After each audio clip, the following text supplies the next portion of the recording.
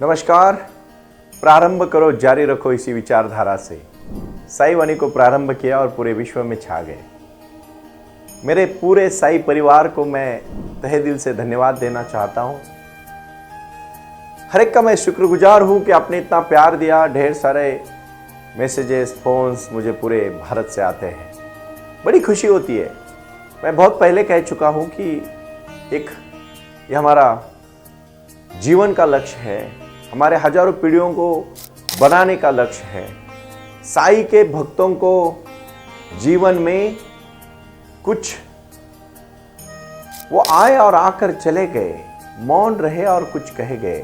कुछ था जो बिन बाटे ही बढ़ गया, जल उठे दिए और अंधेरा झट गया। मैं बहुत सारे मित्र मेरे कहते हैं कि आप कभी भी कोई कागज पेन, सामने कोई चिट्ठी, कोई लिखा हुआ नहीं रख के बात करते हो। हाँ, मैं जो भी बोलता हूँ अंदर से बोलता हूँ, जो बाबा मुझे आदेश देते हैं।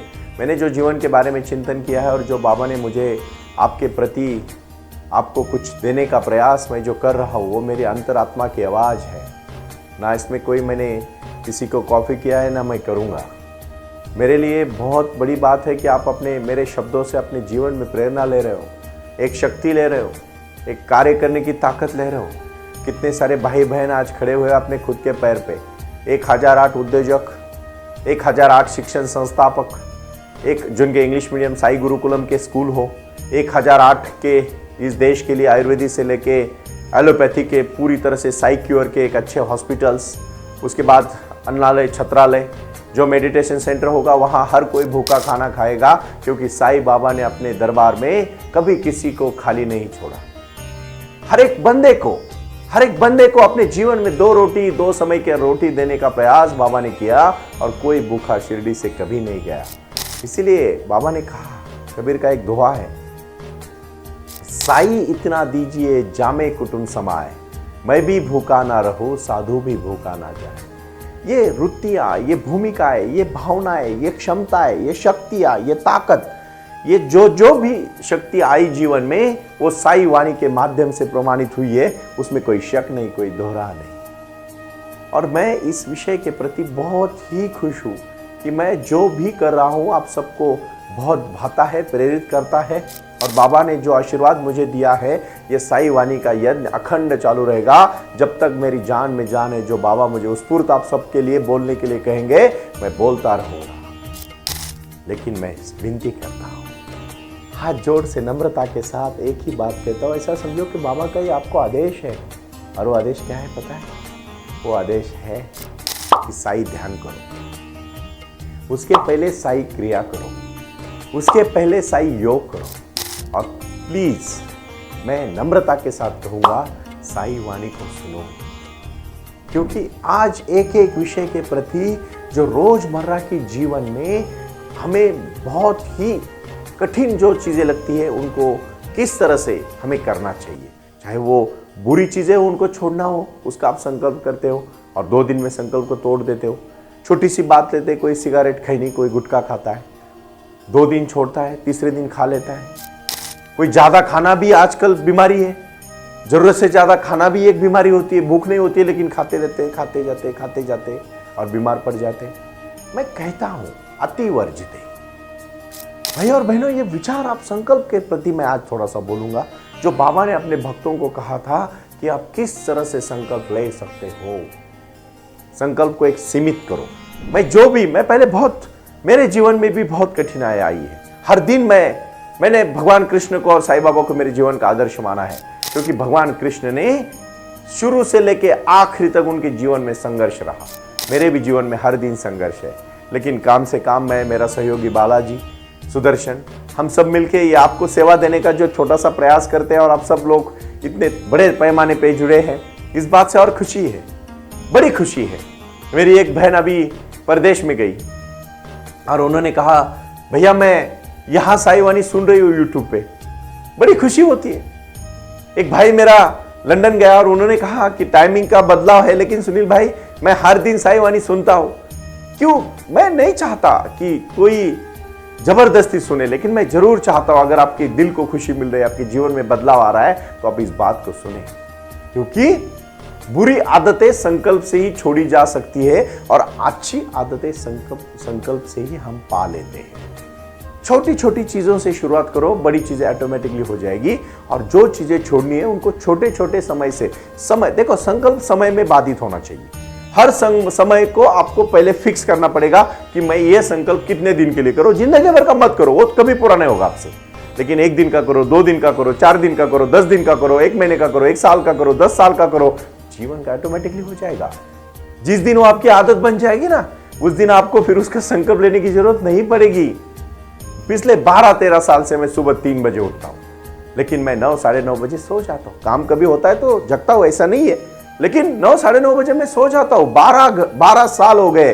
3 बजे मुझे जगह बिना गजर की नींद मेरी खुल जाती है और मैं मेरे ध्यान प्राणायाम मेडिटेशन अभ्यास के लिए लग जाता हूं। जब सुबह 3 बजे मेरा दिन चालू होता है तो बड़ी खुशी होती है, क्योंकि ये मेरी आदत बन गया। अभी मुझे कोई उसके लिए प्रयास नहीं करना पड़ता। साई वाणी अगर सुन रहे हो तो पहला शब्द है प्रारंभ करो, जारी रखो। श्रद्धा सबूरी, सबका मालिक एक, मानवता ही धर्म है और जीवन ही लक्ष्य है।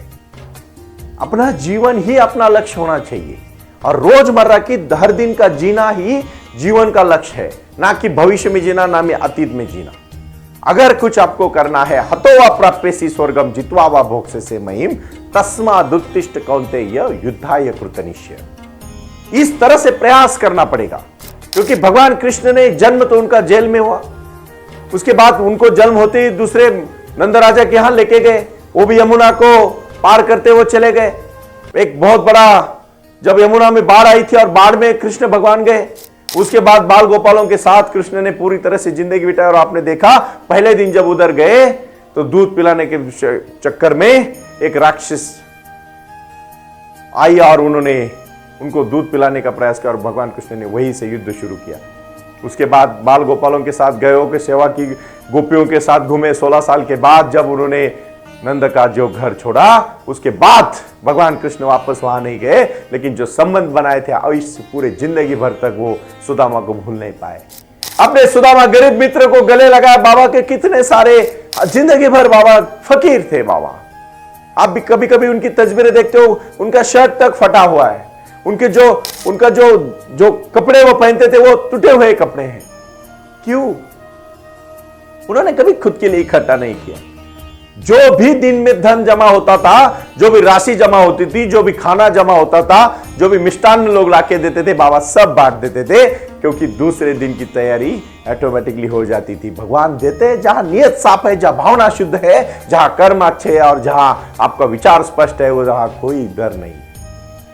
उसके बाद मैं क्यों संकल्प और भगवान कृष्ण का उदाहरण दे रहा हूं? याद रखिएगा, जीवन में जब अर्जुन को उन्होंने कुरुक्षेत्र में युद्ध करने के लिए नहीं, पहले समझौता की बात की। दुर्योधन को विनती की कि भाई 5 भाई है, 5 गांव दे दे, जिंदगी भर खुशी से रहेंगे। दुर्योधन को अहंकार आ गया, क्योंकि कभी कभी ज्ञानी इंसान को बहुत अहंकार आता है। अहंकार की एक ज्ञान का ही नहीं, ज्ञान नम्रता लाती है। अगर असली ज्ञान मिलेगा ना, याद रखना, वो नम्रता लाएगी, अहंकार कभी नहीं लाएगी, किसी भी बात का घमंड नहीं करेगी।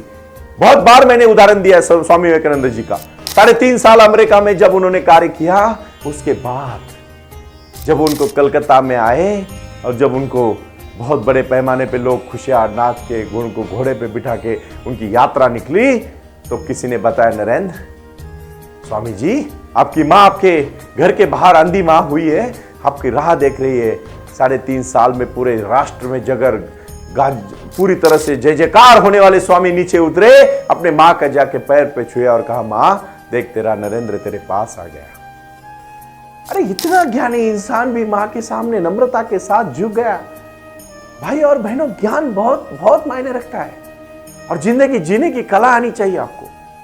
आप पूरी परिपूर्णता के साथ समृद्ध बन जाओ, आपके हर शब्द को वैल्यू आएगी। आप क्या करते हो पता है? आप कुछ पाते नहीं हो और दूसरों को संबोधन करते हो, दूसरों को ज्ञान बांटने का प्रयास करते हो। यहां बैठे बैठे खन्नी खाते खाते कोई कहता है, नहीं नहीं देश का बहुत बुरा हो रहा है, ऑस्ट्रेलिया ने जीत गया, इंडिया हार गई, बहुत बुरा हो। भावनाओं के साथ ठीक है भाई, तेरा क्या कंट्रीब्यूशन है उसमें? नहीं नहीं देश बहुत बुरा, राहुल गांधी ना ऐसा करना। अरे राहुल गांधी ने क्या करना चाहिए छोड़ देना। मैं राजनीति इसलिए ला रहा हूं, मैं कोई राजनीतिज्ञ नहीं हूं, मैं एक विचारधारा कह रहा हूं। नहीं नहीं, अमिताभ बच्चन का एक्टिंग अच्छा नहीं था। जिसने पूरा जिंदगी एक्टिंग में काम किया, एक फिल्म में नहीं हो सकती एक्टिंग, हर बार थोड़ी होगी। लेकिन तुझे नाम रखने का हक किसने दिया? तू खुद क्या है भाई, तब उसके ऊपर बोल रहा है। ये बात आप ठीक से ना समझा करो। मैं हमेशा एक बात कहता हूं, महात्मा गांधी जी को पूरे विश्व में, मैं नहीं कहता उनके विचारों से पूरी तरह से सहमत हो जाओ, लेकिन उन्होंने जो कार्य किया ना उसको पहले पढ़ो। जीवन में जो जो महापुरुष हुए, उन्होंने अपने जीवन को पूरी तरह से तपस्या के तौर पर किया, तभी लोग उसको मानते हैं। साईं बाबा भी यही कहते हैं कि तू कर्म करने के लिए पैदा हुआ है। जिंदगी शरीर का भी यही है, जितना श्रम करोगे उतना शरीर ज्यादा चलेगा। जापान में गांव है ओकिनावा, 110 115 साल वहां के लोग, उस वहां की सरासरी आयु जो है ना 104 साल है। मतलब 104 के कम कोई मरता नहीं हुआ। क्यों है? क्योंकि उनकी दिनचर्या, दिन रात, ये शरीर ऐसी चीज है, आपको पता है, जितना मेहनत करोगे उतना रंग लाती हो। जितना आलसी बन जाओगे ना उतना आदमी थक जाता है, मेंटली, इमोशनली, फिजिकली, और फिर मर जाता है। और जितना आदमी काम करता है उतना फ्रेश रहता है। ये शरीर का नियम है। मैं कहना चाहता हूं आप सबको कि साई वाणी का आज का संकल्प है, संकल्प लो, छोटा छोटा संकल्प लो। मैं 2 बैठक लगाऊंगा, 2 जोर निकालूंगा, 2 के 10 हो जाएंगे, 20 हो जाएंगे, साल भर तक 100 तक पहुंचोगे। बट करो, छोटे से शुरुआत करो। कुछ लोग बड़े बिजनेसमैन बनना चाहते हैं और कुछ भी नहीं करते। अरे पहले छोटा बड़ा पाव तो बेच, फिर देख आगे। लेकिन नियत मत भूलना, नीतिमत्ता मत भूलना। मैं कल रात में एक कहानी पढ़ रहा था और मेरे आंखों में कंटिन्यू लगातार 4-5 मिनट आंसू आ रहे थे। मैं लिटरली रो रहा था। रेमंड के मालिक सिंघानिया साहब ने रेमंड को इतना बड़ा खड़ा किया, विजयपत सिंघानिया ने, और उनका बेटा गौतम सिंघानिया ने उनको घर से बाहर निकाला। वो जिंदगी जिए, ऐसा नहीं है जिए नहीं है, लेकिन आज भी वो इनकम्प्लीट मैन कहते हैं खुद को, क्योंकि उनको एक आशा थी। सब कुछ अपने बेटे के नाम पे कर दिया, क्योंकि एक बार बहू बोली, पापा जी गौतम इसीलिए काम नहीं करते क्योंकि उनको डर लगता है कि फ्यूचर में उनको ये आप सब जो कारोबार है वो मिलेगा कि नहीं। बाप ने बोला चल तेरे लिए तो है, और सब कुछ उनके नाम पे कर दिया। लेकिन मुझे इस बात का डर नहीं है कि ऐसे गौतम सिंघानिया सब होंगे, बहुत अच्छे लोग भी है जो अपने माँ बाप का ख्याल करते हैं। लेकिन ऐसा क्यों करते हो आप? गलत है ये। जीवन में जो संकल्प लेते हो ना, पहला संकल्प आज लो, चाहे भगवान के मंदिर जाना जाए, लेकिन मां बाप में भगवान देखना शुरू करो आज से। तो मैं आज से आपको दृढ़ता के साथ कहता हूं, आज व्यायाम का संकल्प करो, आज कुछ नया सीखने का संकल्प करो, नई भाषा सीखने का संकल्प करो, जो बुक्स पढ़ने का संकल्प करो, और सबसे महत्वपूर्ण संकल्प मैं आज कहता हूं कि अपने खुद के ऊपर काम करने का संकल्प करो। छोटी छोटी चीजें से आत्मसात करो, बड़ी चीजें ऑटोमेटिकली हो जाएगी। और प्यार, प्रेम, भावना, सद्भावना, हृदय की भावना, नम्रता की जीवन पद्धति, और इसी के साथ साथ आगे जाने का प्रयास साई वाणी का बहुत बड़ा गुरु मंत्र है। क्योंकि मैंने जो कहा, यत्र योगेश्वरो कृष्णो यत्र पार्थो धनुर्धरो तत्र श्रीर विजयो भूतिर ध्रुवा नीतिर मतिर मम।